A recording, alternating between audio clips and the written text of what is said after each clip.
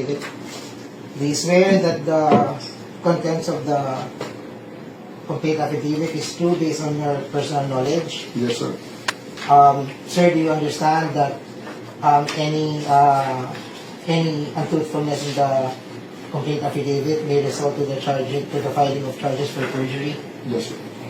Yes, sir. That's it.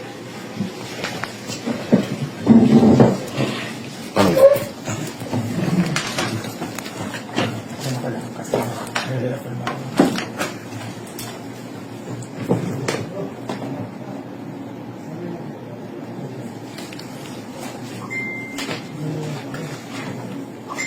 We have on file the counter affidavit filed by respondent, Mr. Clemente D. Enrique.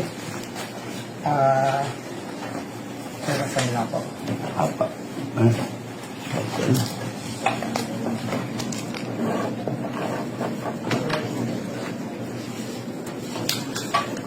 Ano ito? Ito. Yan, tama.